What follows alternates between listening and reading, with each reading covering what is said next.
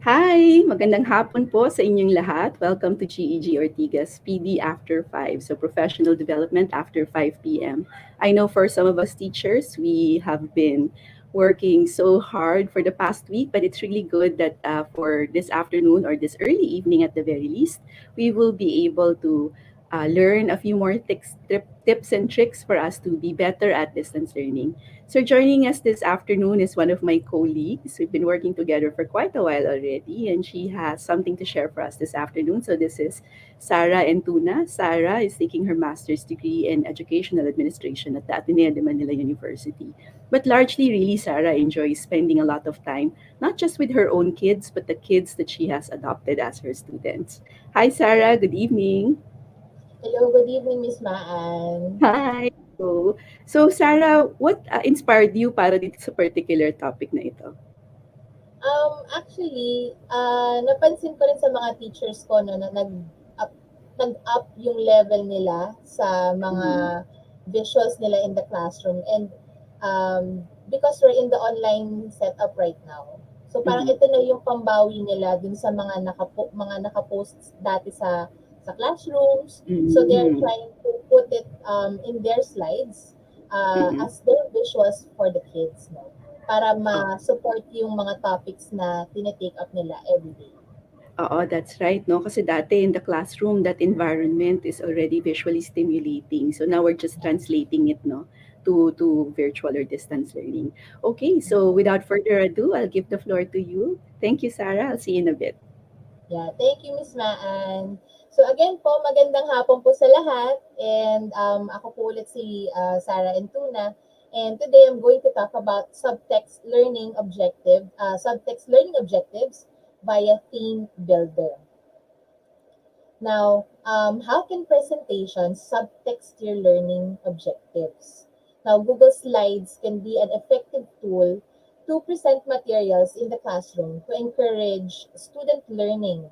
And you can use this to project visuals that would otherwise be difficult for you to bring into your class. Lalo na ngayon, online tayo.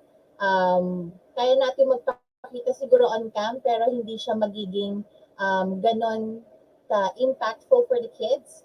So we can do this through our visuals which is on the slides. Now, for example, in learning history, your presentation could project images that has happened in the past or how places or people look like, or probably essential questions asking the students about the topic. Perhaps you can present a chart of a related data and even a quiz. Now, okay. And this quiz or your presentations can provide the students with the information that is visual, engaging, and at the same time challenging. Now, what are the best practices for designing presentations? These are just a few best practices that I've seen so that I can share this with you. Number one is to keep it simple. Now, you can keep it simple by including main speaking points, use concise bullet points or images. No need to, you don't have to fill up everything that you see in the slide. You don't have to put elements that are not really that necessary just to fill up those spaces in the slide. And you have to remember that the less clutter, the more impact your message will have. Now, keep your design elements to a minimum so as not to distract your audience. Number two is to decide on your presentation ratio. Now, a 4 is to 3 presentation, you use it for presentations that need to be viewed across multiple devices. Now, for a 16 is to 9 ratio, this is used for conference presentations. Now, for classroom, a 4 is to 3 ratio is okay already. Now, next one is to have a title page that stands out. Now, the first slide should be able to get your audience interest so that they are already hooked on your topic even before you speak. So, ganun din tayo sa classroom, no? Pag yung unang-unang slide, dapat mahook na natin yung mga bata kung ano yung pag-uusapan for that day or for that period. Another one is to limit your transitions and animations. Although nakaka-enjoy na may mga gumagalaw sa slide, no, para kumbaga pang-aliw din sa mga bata, lalo na sa mga maliliit kasi parang wow, lumilipad yung words. But let's keep in mind that too much transition may cause distraction. Hindi na nila titignan yung words kung yung words sa slide, titignan nila yung movement, 'di ba? So, your animation should be purposive. It should be subtle and should be professional. Now, you don't have to animate everything in one slide. Na you have to make sure that when you use animations in your slide, siguro kahit mga three types lang ng animation, tipong fade, tapos mawawala. Fade in, tapos pwedeng fade out. So, ganun lang, simplihan nyo lang para hindi sila masyadong distracting para sa mga estudyante. And to sum it up, as you prepare your presentation, I only have one advice. It's to be purposive. So, like what I said a while ago, less is actually more. And you have to make sure that the elements that you put in your slide support your content and your objectives. Lagi niyong babalikan yung objectives ninyo. Para lang ding, nagpaplano tayo ng activities para sa klase natin. Ang daming pwedeng maging activities ng mga bata. Pero babalik at babalikan natin, ano ba yung objective natin para sa araw na to? So, ganun din tayo kapag gumagawa tayo ng slides, ano? Kung ano man yung ilalagay natin dun sa slide, iisipin natin, nakakatulong ba to para maintindihan ng mga bata yung ipepresent ko sa kanila. So, make sure na merong purpose yung lahat ng elements na ilalagay nyo. Kung wala siyang purpose, wag na, di ba? So, ganun lang yon. Pwede nyo nang lakihan na lang yung text ninyo para yun talaga yung focus ng bata. The rest could be, kumbaga, pwede nyong simplihan yung backdrop para medyo may onting color naman din, no? Para medyo interesting din sa mga bata. Now, what I did actually for this afternoon, in preparation for this talk, I've been observing classes sa school namin. Tapos napansin ko, sabi ko, uy, parang ang ganda nito.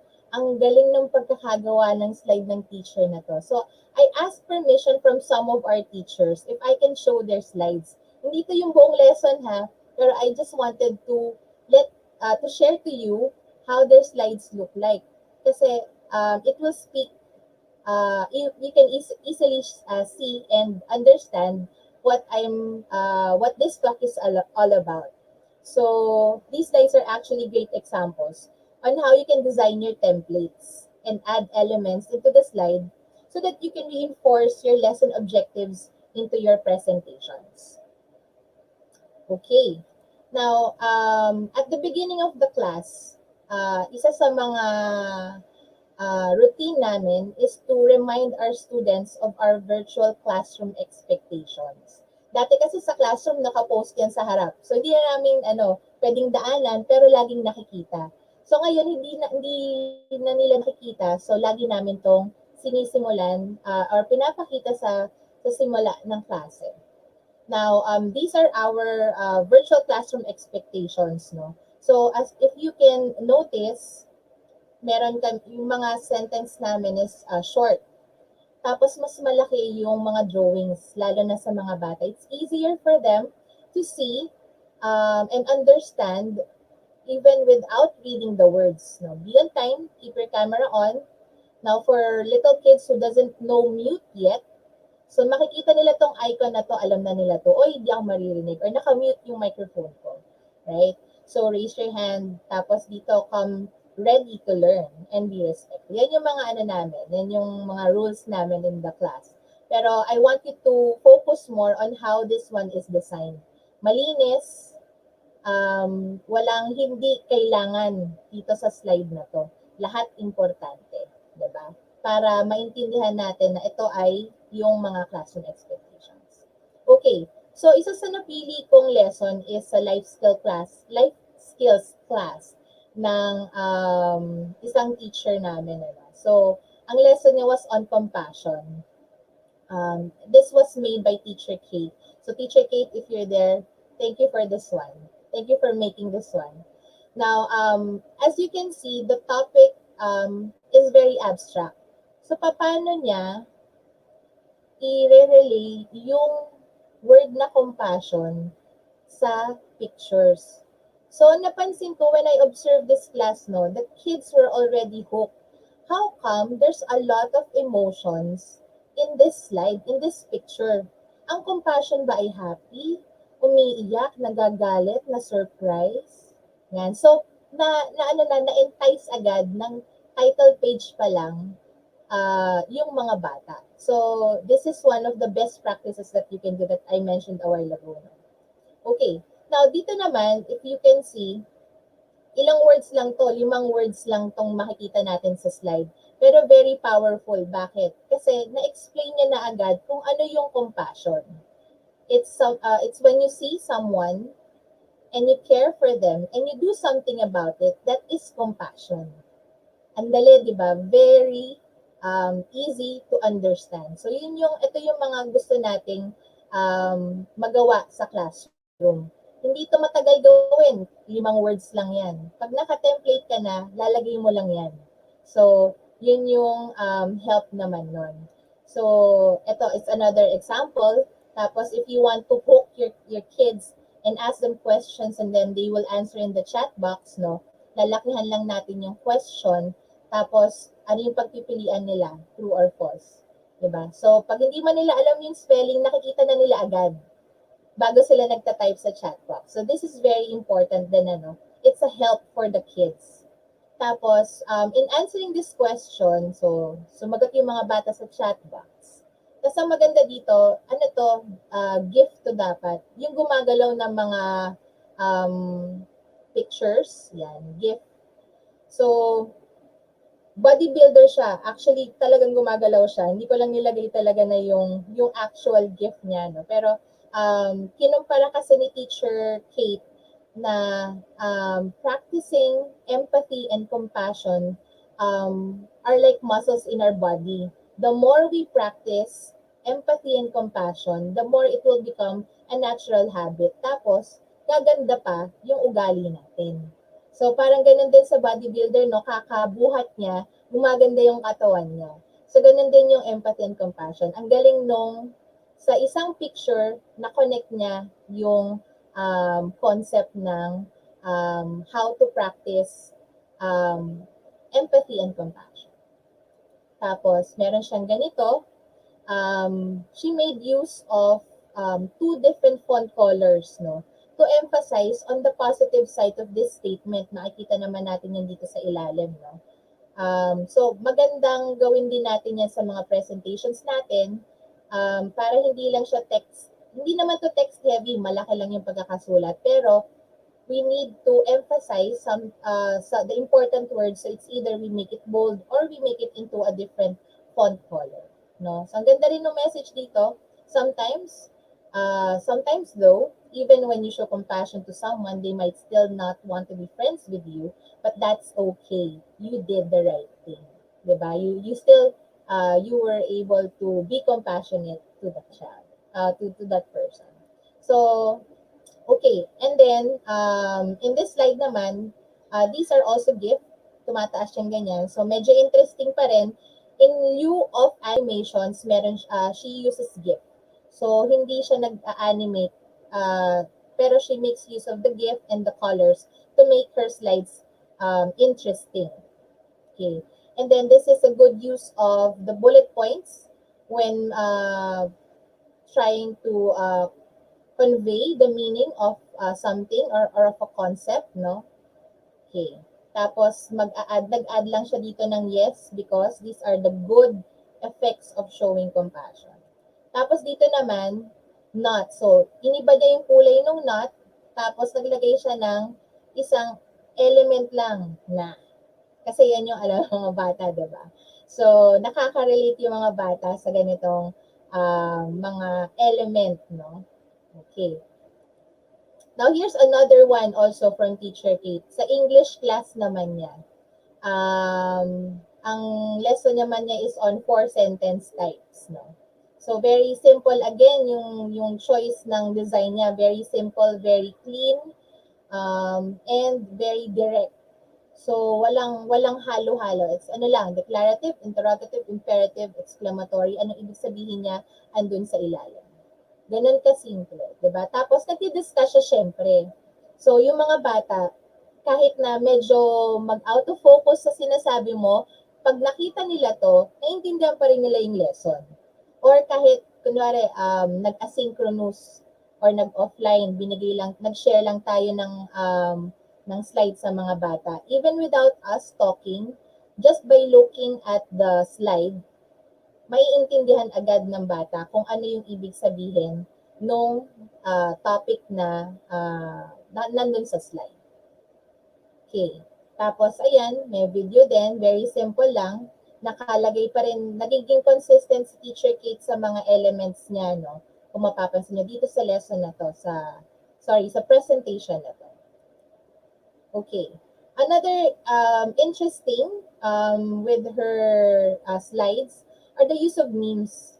Yung mga bata kasi, di ba, dun sila nakaka-relate. Much more if the meme are characters na kilala nila. So, she made use of the memes para ma-discuss pa or mapakita, mapa-visualize sa mga bata kung ano yung declarative sentence. I also want you to look at the way she placed the punctuation mark, no? Para magsuporta dito sa sentence niya ng meaning for the declarative sentence that it ends with the period. So, hinighlight niya lang yan. Pinalaki niya lang yung period.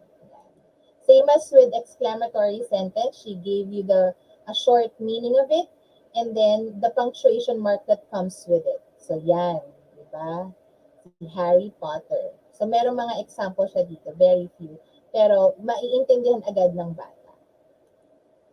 Okay. So ito yung madalas niyang ending slide after her lesson, no? Yan. Tapos magpapa-activity na siya. So, nakikita naman din natin para siya yung nagtuturo, di ba? Yan. Tapos, ito yung magandang pag-summarize niya dun sa lesson. Even without talking too much, because of course, it's a summary, nagawa niya yon in this simple way. So, maiintindihan, it's very clear, it's very understandable, and it's easy to remember for the kids. Okay. So, here's another example naman of from one of our first grade teachers, si Miss Pearl. Yan. Si Miss Pearl, she has a Japanese student in her class na hindi pa ganon kaganda yung vocabulary in English. So what she did was to create these slides to help the child understand what she is talking about in class. So dito, mapapansin natin, yung lesson niya dito is in tying the shoes, no? So, nagpatulong siya at naglagay pa siya ng Mote. Mote po ito, it's an app that you can use with Google Slides. So, may audio yan. Tingnan natin. Right. So, ang galing, no? Yan yung mga pwede natin gawin sa ating slides. Again, if we're going to look at the design, very simple. Yung background niya hindi distracting pero interesting para sa grade 1. Tapos malalaki yung mga font size. And at the same time, kung ano yung nandito sa sentence or yung mga words, yun yung makikita niya na element. Right? Tapos, this one, bunny ears, talks about how to tie the shoelaces, no? Again, meron siya ditong Mote na audio attachment. Tapos dito naman, organizing. May topic sila on organizing. So, very simple. Isang picture lang means organize. Sayri. Sayri. O, diba? Ang galing ng Mote. So, natututo rin tayo ng ibang words na. Ibang language dahil dun sa Mote. Okay, ayan. Yan pa yung iba niyang mga slides. So, again, thank you kay Miss Pearl. Thank you for letting me use your slides for this talk. Um, okay. And another one naman sa math. Okay. So, here's an example of a slide in math. So, this slide is from Miss Santos. Thanks, Miss Santos. The lesson is on subtraction of three-digit numbers with regrouping. So when we were back in the classroom, it would be easier for us to do this kasi we can have those pocket charts, no? But how are we going to do that now that we're online? So she was able to do this here using this grid. And then I want you to notice how she made use of the slide to visualize to visualize for the students how the numbers should be written, 'di ba? And why regrouping has to be done. So nakalagay naman dito, syempre meron siyang yung problem, word problem, and then papakita niya dito since we cannot take away 8 and 1 dahil 0 from 0 sa ones, we regroup. So yon. Tapos what she does is she annotates on the slides to be able to show how regrouping is done. Di ba? Napaka-simple. Nag-repeat lang siya, pinalitan niya lang to, itong side na to, na of the steps that needs to be done. Tapos, she was able to utilize the slide as her parang blackboard. Di ba? Ang galing. Sometimes also, she uses this design. She places them on Jamboard so that her kids can also try it on their own. Pero sa Jamboard naman nila ginagawa. So, again, design, very simple. Pare-pareho lang yan, pare-pareho yung mga ginagamit niyang slides every time. Okay. Now, so with these practices in mind, for the theme builder can help save time in ensuring consistency in your presentations. No, with the theme builder, you can find this in Google Slide. You can create template slides and customize the elements in your presentation. Elements being the font size, the font color, the font style. Yan. Those are the things that you can do with the theme builder. Now, how are we going to hook this with our topic, no? Bakit kailangan gumawa ng theme? Pwede naman akong gumawa ng slides na ganun, ano lang, di ba? What is needed and all. But with the theme builder, if you're going to use theme, it saves you time kasi lahat na naka-design na ganon. Hindi ka na laging nag-change or nag-a-adjust ng font style or font color or font number, font size. Okay. One thing that you can also do is to set a theme for your discussion. Tapos, you can also create another theme for your homework. Perhaps another theme for a group activity. So those are the themes that you can do. Tapos, you use it every single time. No, if you are teaching multiple subjects, perhaps you can create one theme for one subject so that you can also know that what this theme is you're working on this subject. So meron din siyang visual cue for us teachers, no, parang okay, gagawa ako for my Filipino class. So ito yung theme ko for Filipino. So kukunin mo lang, you're just going to import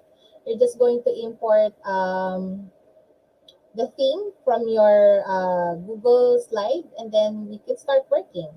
Okay, so once you have these themes ready, you just have to input your content, and then you just add the supporting elements. No, so as such, your class would easily tell just by looking at what you shared, what's that material for. No, because I know most of us share to our kids already all the resources and the materials. So even if they haven't really read through your instruction, just by seeing your attachment, This one is the what teacher always uses for discussion. So this is the one that we use this afternoon. Ganyan, parang, and then if you are using a theme for homework, okay, so this one, this material is actually for a homework. Oh, I have to open this one and do something. So visual cue na rin siya for students, no? That's why themes are important. Okay. All right, so with this, I'm going to show you how to use the theme builder in Google Slides. Now, of course, you're going to go to Slides. You have two options. You just go to slides.google.com, or I can also teach you a shortcut.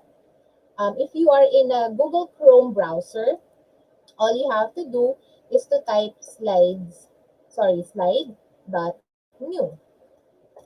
And then it will open there. It will open your slide already. So, sige, gawa tayo ng ano, no? Kunwari may lesson ako. Sabihin natin, yung lesson ko is all about Muslim contributions to the world. Simpla natin. Okay, so, yan na. May filing na. The document is named already. And you can actually see, yan. But choose an option. You can either open an existing presentation or create a new presentation. So tayo, nag-new tayo for this one. I created a new one. When you open an existing presentation, it's either you can rename or you can just enter a new name, diba? Okay, now to add more slides, just the usual, click yung slides, and then new slide. This one, slide, new slide, or shortcut, Control M, right? Okay, so that. Now for the theme builder, you're going to go to view and then theme builder. Now before I go there, no, mapapansin nyo, meron na rin tayo dito. We have here themes from Google Slide already that you can choose from. Yan. So, meron na yan. Okay? Kung wala man, you can always browse through themes in the internet, no? There's a lot of free themes already. So if you don't have anything in mind, just go to, syempre, Google, search kayo ng Google Slide themes that are free, that you can download, or you can add to your drive, so that you will have already a collection of themes for you to choose from. Yan, okay. But for today, let's just do it from scratch, diba? Saya. Okay, so in the view tab, you will see here view tab. You can find here theme builder. Okay, let's click on theme builder. Now, ito yon. This is the master slide. For those who have been using PowerPoint or the Google slide way back, this is the master slide. Now, it's called theme builder. So, kung marunong kayo mag-master slide, ito rin yon. Okay, nothing new. Just updated and new term. Okay, theme builder. Okay, so make sure that you click on theme. So this is the part where you can already customize your font style, font size, font color for all the slides that are going to be used. Um, Minsan, I always make sure that the font style that I use are clear. And it also depends on the age of my audience. Now, kung mapapansin nyo, a while ago, when I showed you the samples for the one that was created by Miss Pearl, she used a font style that is parang childlike looking, may parang sulat ng bata. For this one, I'm going to choose Meriwether because ang target audience ko ay grade 5. Okay. So, hindi na sila baby, no? Okay, and I want my titles to be at least around 30, no? Para medyo malaki. Sometimes 35. Sige, 30 na lang muna. Okay. I quite move it there para if ever that I have pictures here, I don't have to move that part every single time. Okay, and then you can also choose your font styles for this part, no? Okay. So I want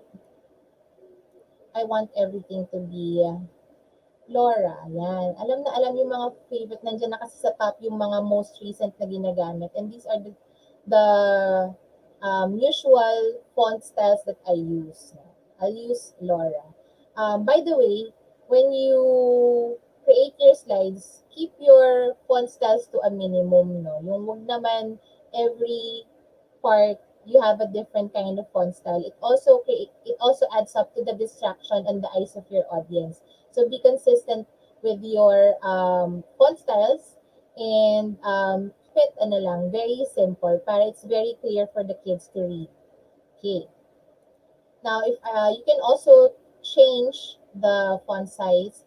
I want 25 para it's easier for the kids to read. Okay, and then for second level, probably around 18. Okay, if there's a third level pa, I'll go 16. Yan. Okay na yung the rest. No? The rest are easy. I don't really go that deep sa level, no? So, and if ever that I need to change them, that's easier done naman when I'm going through my slides again, just to check how my slides look like. Okay. Now, you can actually put already your background.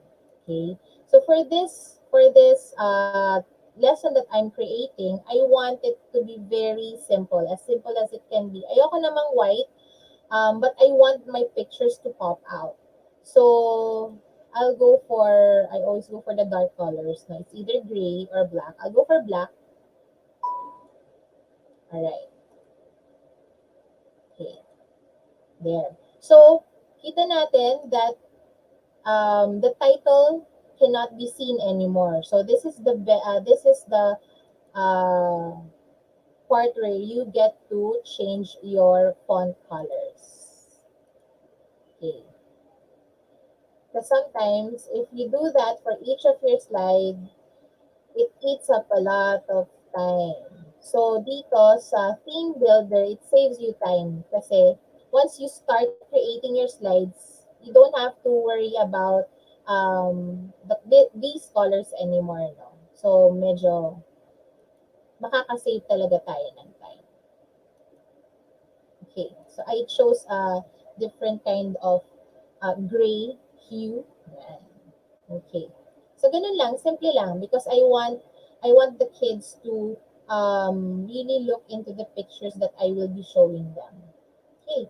So you can rename your theme, no? So instead of simple light, I want this to be my discussion slides.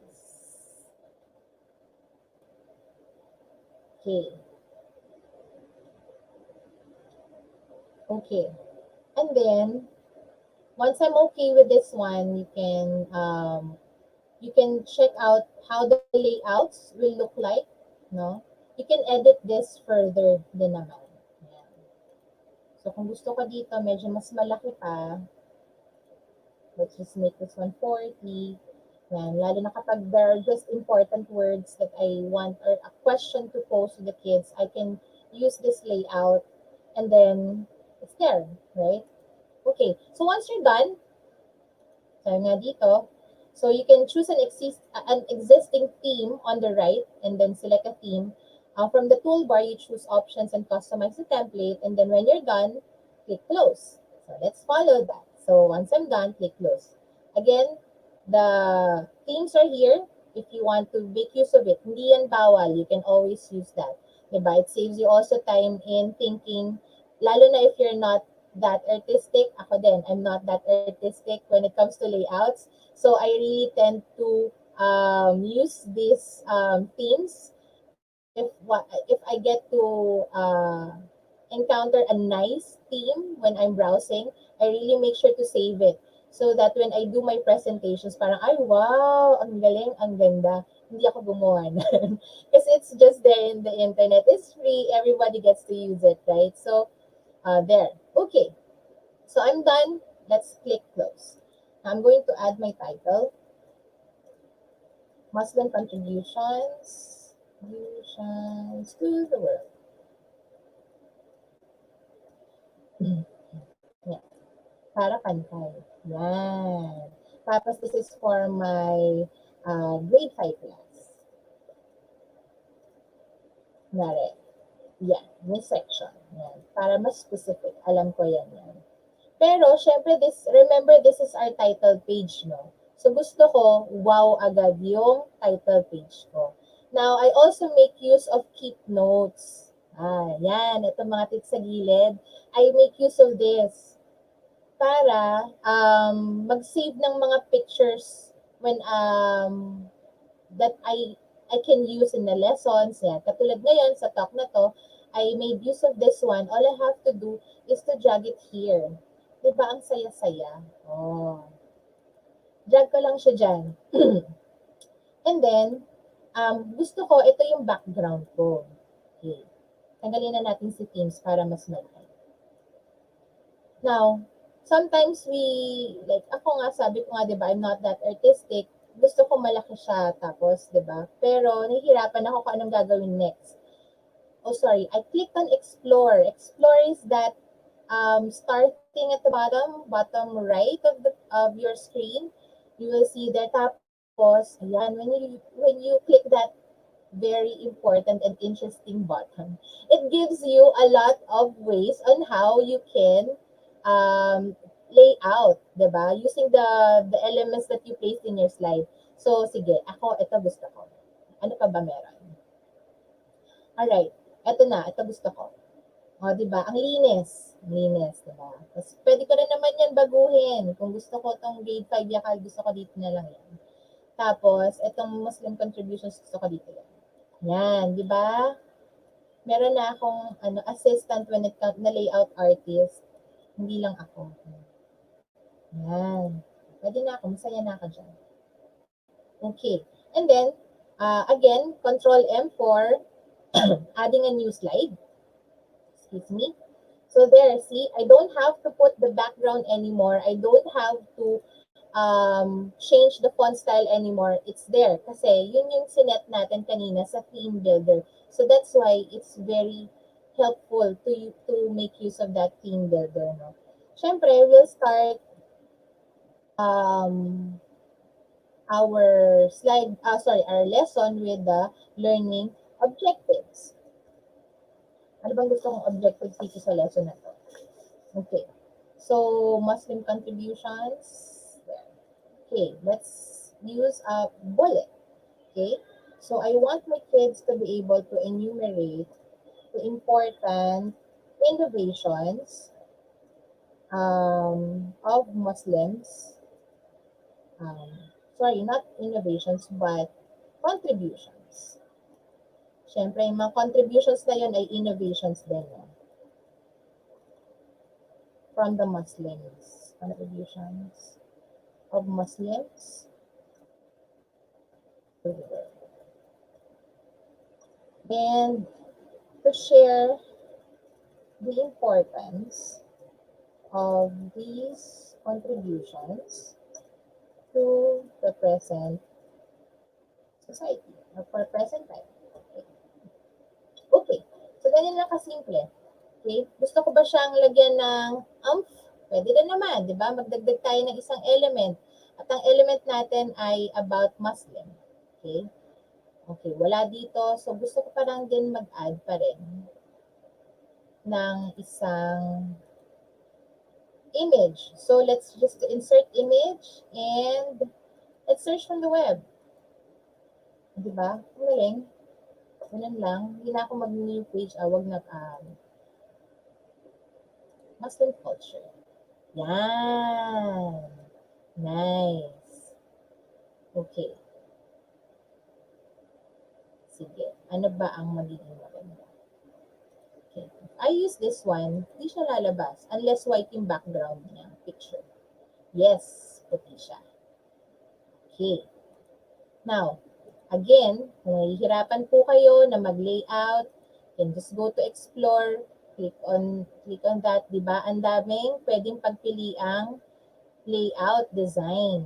Diba? I don't want to lose my background, no? Yung theme ko na black yung background. So, I can go for this or this. Ito na lang. Gusto ko to. May black pa rin tayo, diba? So, still in theme. Tapos, meron na akong magandang image dyan na talks about, that speaks Muslim. Okay.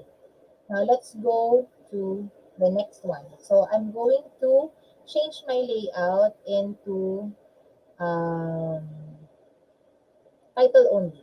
Okay. So, gusto ko lang ipakita sa kanila kung ano yung mga contributions ng Muslim sa different areas, no, different fields.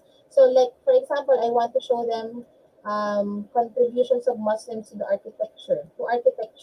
So, nandyan na yung mukarnas. Okay? I'm just going to add the mukarna. Ay, wala dito yung mukarna. Baka nandito sa ano ko. Sa laptop ko. So, mag-upload ako from the computer. Muslim contributions. Oh, ay, wala din dito yung mukarna ko. So kung walang mukarna dyan, then let's search on the web. Dali, diba? Search the web, mukarna.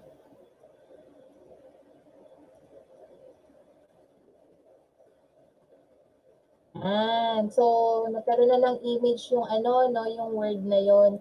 So, those are the designs sa loob ng mga, yung mga malalaking kastilyo na parang honeycomb, yan. Those are the contributions of Muslims sa kanila nang galing yan. So, meron ako niyan. I want to add one more kasi. So, siguro, I'll keep it para dalawa sila. One more is the OG Arch. OG Arch. Meron ba ako ng sa key? Yes, this one. Ay, black din siya. Anyway. Hi. Drag please. Ayaw niya makisama. Hi, add to slide. Okay. There. Yan. Tapos, lagyan ko lang siya nung, ano ba yan? Okay. So, yes, magpapalit tayo ng font color. But that's okay. Kasi, madali lang naman yan. And then, I'll make this one. And then, another one for this one is the OG Arch. OG Arch. Make it lighter. And then, bigger. Okay. Now, kung makikita nyo, hindi kasi siya halata. Yung line na no, lalagyan ko lang siya ng probably, right? Yeah, let's see. Aangat. Okay, you can have more para umangat siya, drop shadow. Pero ma-effect, syempre wala kasi shadow yun. Yan, medyo na. Okay. Ito din, gusto ko din meron. So, format lang yung picture, drop shadow, para kita niyo may effect dito. Yan. Ganun lang. Tapos, one way also checking if your elements are aligned. Meron din si, ayan, kung mapapansin nyo, merong red line, no? Ayun, sa gitna. So, that will tell you na nasa center na siya ng image in relation to the image. Like this one. It's in the center already of the image. So, madali na. Right? Okay. Alright. Tapos, ganun lang. Mag-a-add ka na lang ulit ng slide for probably something else.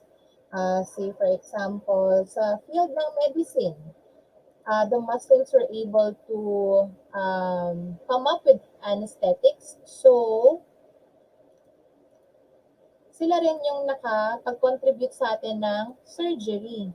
So, di ba, imagine kung wala yon, paano na tayo? let's try to look for a picture naman na hindi naman nakakatakot sa mga bata. Diba? So, simple lang, walang blood, pero still shows surgery. Diba? Tapos, dadaanin na natin yan sa discussion natin. Yan. So, ayan. Again, center na siya. Lagyan natin ng surgery. 22. Let's make this white. Okay, and I'll just make it center. Let's check if my text box is in center. There you go. Done. Next, add pa tayo ng math. In the field of mathematics. Mathematics. Yan. Uy, favorite ko to, algebra. Joke lang. Pero di ba nga, dapat growth mindset. Madali lang algebra. Kaya kong algebra. Yan. So, Muslims din po ang may gawa ng, may dala ng algebra. Yan. So, without that, di ba, paano na? 22 as usual, and then my font color is white. Okay. And then, sila rin po ang nagpauso talaga, no? They contributed the number 0. Yan. So, yun lang natin tong white. Kung gusto niyo pang lagyan to ng image, then good. O kaya GIF, di ba? Maganda rin yun. O wag na. Okay, in the interest of time. Lakihan pa natin. Gawin natin 250 yung 0. Yan. Okay, and then I'll just make this part, the word, in the middle. Yan. So, yan. So, I have 3 fields na. Yan. Tapos, kunwari, ending na tayo. Kunwari, marami pa akong inad dyan, ano. So, magpo-post lang ako ng question ko. Wow. What this one? Okay. Pero, not 108, but perhaps around 70 lang. Because I only will ask my question.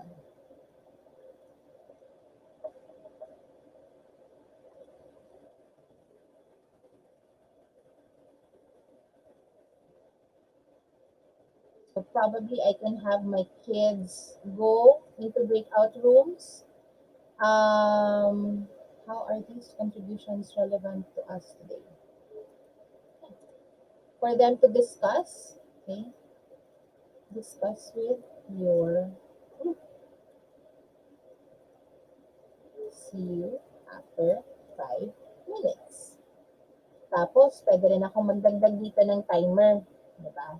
So, pwede naman din yun. Gahanap tayo kunwari ng timer sa YouTube.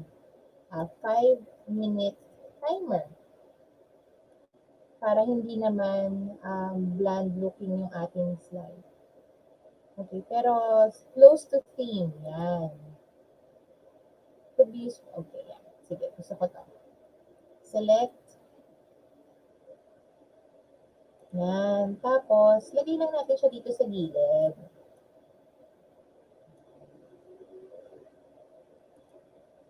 Liitan pa, kahit liitan pa. Yan, yan. Yan yung timer. Got it. Oy, excuse me, sorry. Alright.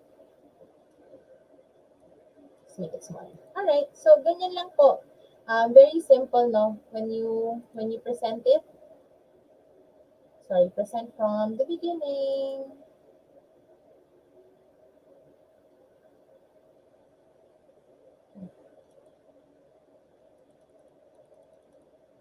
Okay, see? Very simple lang. Malinis. Direct. Right? Okay.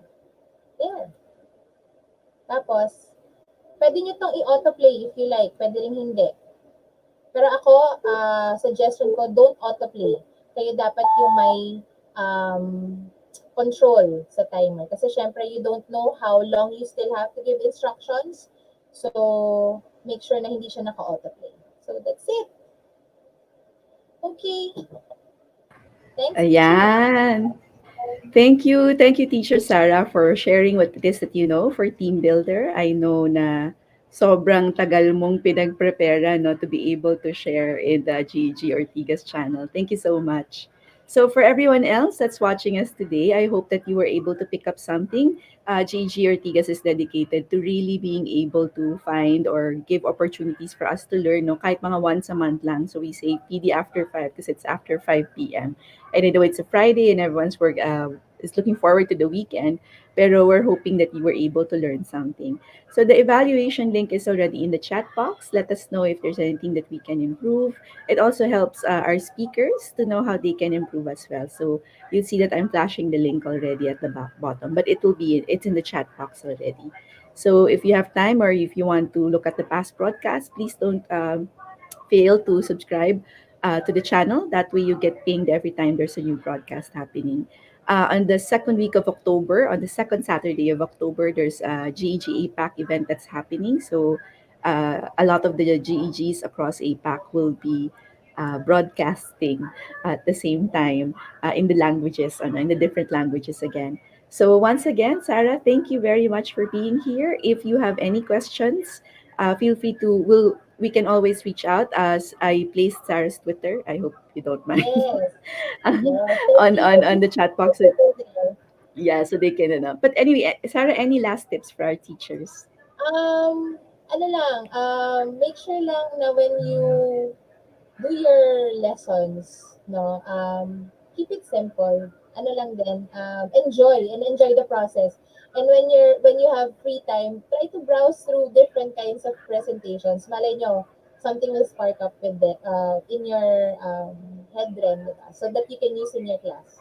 Think po. Oo, that's right. Oo. One of the tips also I always say is don't use your slide as a document, 'di ba? If you want to a document, mag Google Docs na lang tayo instead of slides, Google Slides. So it's really important that the slides that you have actually help, 'di ba, in propelling what it is that you are trying to achieve in the learning objective. So thank you very much. Thank you once again, Sarah, for joining us, and thank you to everyone who watched us or joined us live. If you want to go back to this video, it's going to be here for forever, I guess. And thank you for joining us here at PD After 5. Have a good one. Bye.